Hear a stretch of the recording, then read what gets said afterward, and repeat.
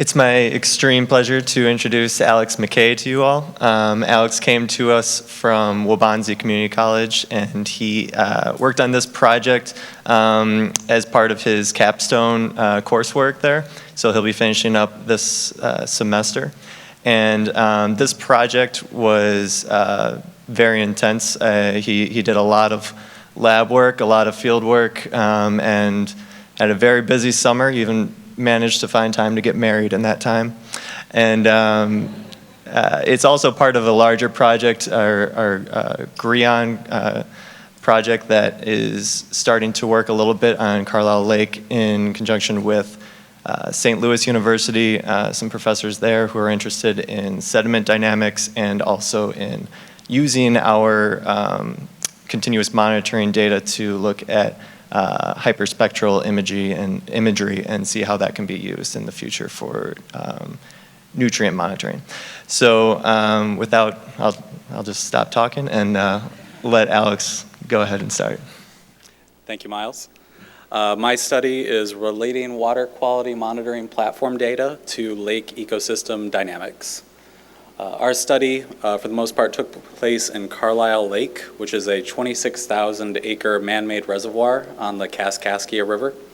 It was originally built and is now managed by the Army Corps of Engineers, and it serves as a source of drinking water for many of the surrounding communities.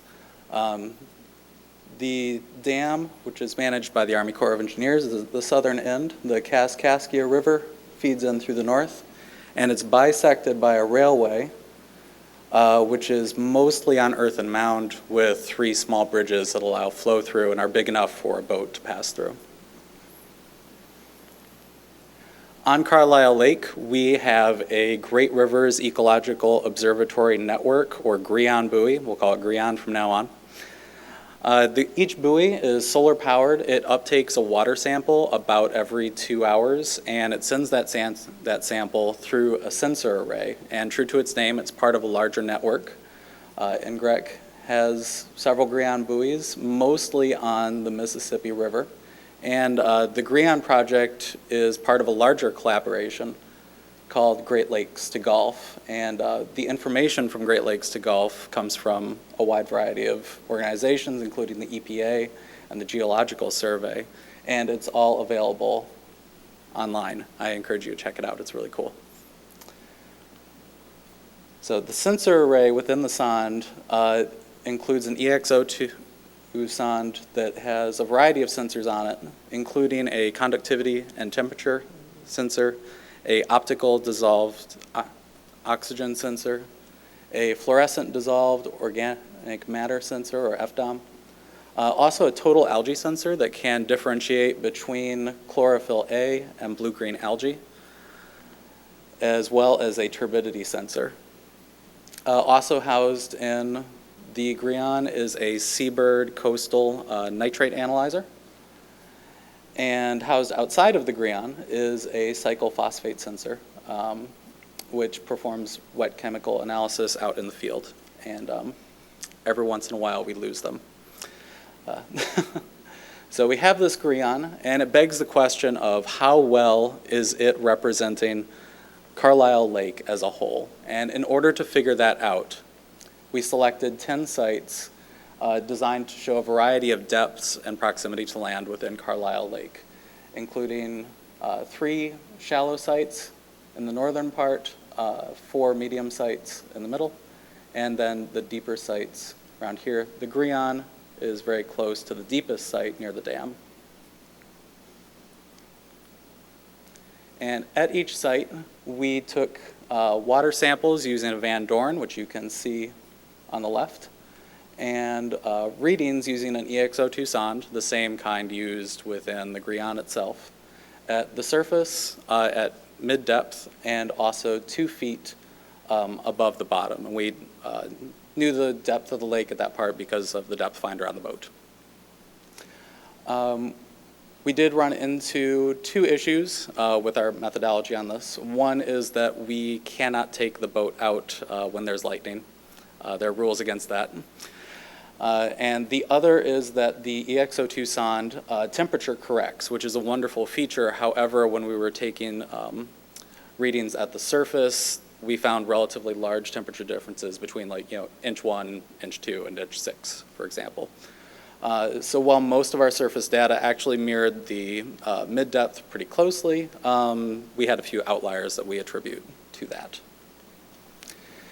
And the water samples that we took were brought back to the NGREC lab, where we analyzed them on the discrete analyzer for nitrate and phosphate. The discrete analyzer operates by measuring absorbance, and it's a very high precision machine. It was a lot of fun to work with it.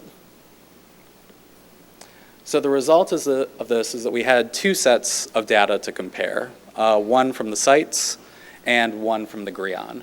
And if we superimpose those, we get this chart showing the percent difference between the sites and the Grion for each measurement. In this chart, anything that's green is less than a 10% difference, anything that's yellow is less than 50%, and anything that is red is greater than 50%. And the way it's organized is for the columns, the columns are organized by site. So if we wanted to see, for example, our second deep site, we would look through this column here. And within that column, it's organized by the surface, the mid-level, and the 2 feet from the bottom sampling. So if we wanted information from the mid-depth, we would look at that row. And the columns are organized by sample day and then by parameter. So if we wanted to look at, for example, blue-green algae from our first day of sampling, we would look at this column and see a whole lot of red as opposed to this column where we're seeing a whole lot of green. And within this data, we chose to focus on the sites that were from the medium and deep sample sites south of the railway. And our reason for that is that the percent difference was fairly large for the areas north. It was almost acting like its own water system. And also, we chose to exclude the surface measurements because of the variability that we found with some of the sonde readings. So if we take that data and look at it visually, you can see we have some very tight configurations in some areas, while we have some very large ones, for example, with the blue-green algae. And we also see some variation between different sampling days. If we were to combine them, we get a tighter configuration, but we still have fairly large difference, particularly within blue-green algae, for example. So we have this information. We decided to determine its significance by using a simple t-test.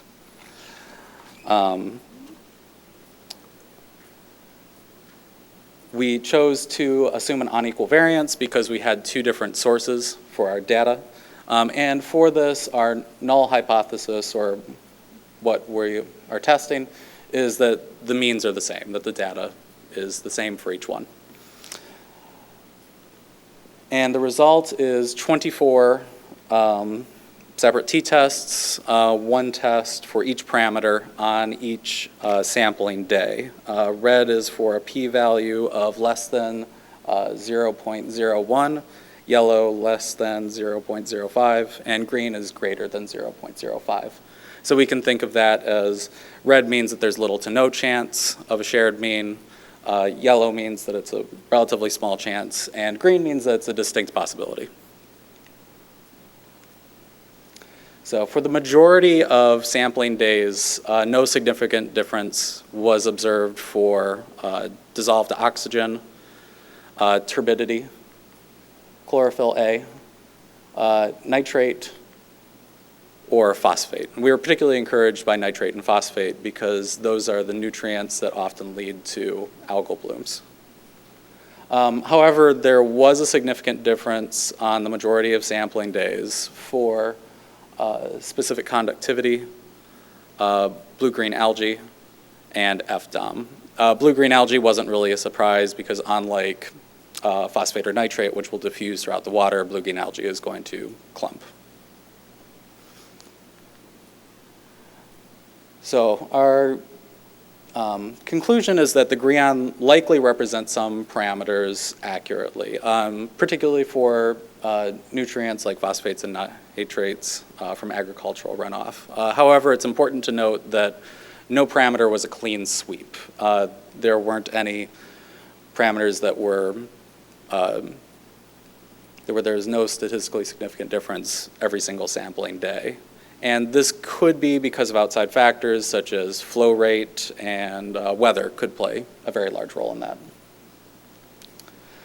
So for further study, we would like to have more sampling days under a variety of conditions so we can see some of those underlying factors. And it would also be interesting to look at other similar bodies of water. Also, as Miles said in the introduction, this data could be used to set a baseline for using spectral imaging so that a lot of this could actually be done from a drone or a satellite. But we're excited about this because there are over 75,000 man-made reservoirs in the United States. It's a huge amount of our water supply, and the ability to monitor them is important for both research and management. Lastly, I'd like to thank our sponsors and supporters, especially Missouri American Water, NGREC, and Lewis and Clark Community College. I'd also like to thank Miles and Rachel, who are absolutely fantastic. I'd also like to thank my wife, Jennifer, for being a great sport about me being out here instead of the Chicago area for the first month of our marriage. Does anybody have any questions?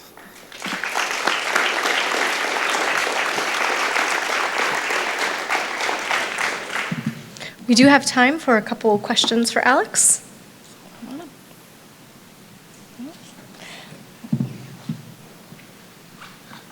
Any speculation why the conductivity varied throughout the lake? I suspect it was because of weather, but I don't really have a good guess on that.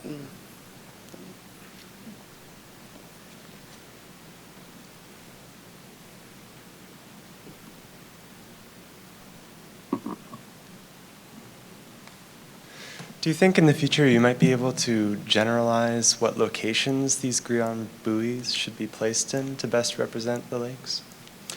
That is part of what we're hoping for. Right now, kind of the best practice is that you put it at the deepest point of the lake, or like in a reservoir, you want it to be relatively close to the dam. So it's possible that studies like this could change that conventional wisdom. Cool. Thank you.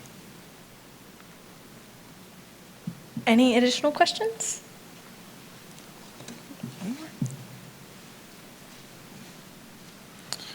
Yeah, Alex, you did a good job this summer, you and Anish working on this lake. I know it was a huge amount of work. So you got a lot of data on water quality. What would you say, and you also helped Anish with the survey, so what would you say in general about the condition or the quality of the water in Carlisle Lake?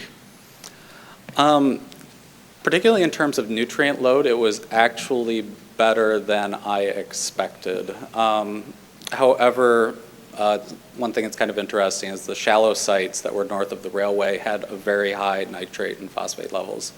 So I think that that area was almost acting like a man-made wetland, and a lot of that nitrate was getting trapped in the plant matter up there.